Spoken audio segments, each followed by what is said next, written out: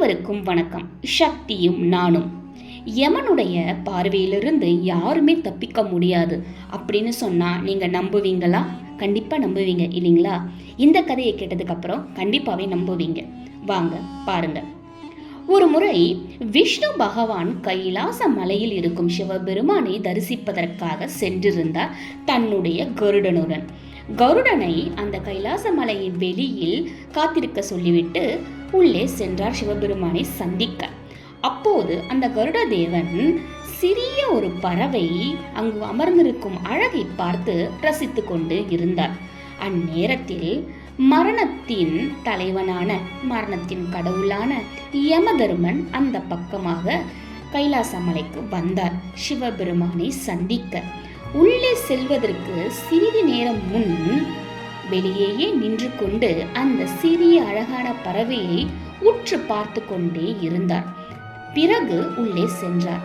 அதை கவனித்த கருட பகவான், ஐயையோ, யமதர்மன் இந்த சின்ன பறவைக்கு ஏதாவது தீங்கிழைத்து விடுவாரோ என்று எண்ணி உடனே அந்த சிறிய பறவையை எடுத்துக்கொண்டு வெகு தொலைவில் உள்ள ஒரு காட்டில் சுதந்திரமாக பறக்க விட்டு திரும்பி வந்து விட்டார். காத்திருந்த கருட பகவான் சிறிது நேரம் கழித்து யமதர்மன் வெளியில் வந்தபோது கேட்டார், ஏன் நீங்கள் அந்த பறவை அவ்வாறு உற்று நோக்கி கொண்டே இருந்தீர்கள் என்று.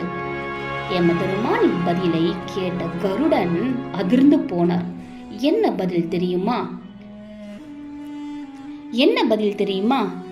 அந்த சிறிய பறவை இங்குதானே இருக்கிறது, ஆனால் இன்னும் சற்று நேரத்தில் தொலை தூரத்தில் உள்ள காட்டில் உள்ள பெரிய பாம்பினால் தீண்டப்பட்டு இறந்து போகும்.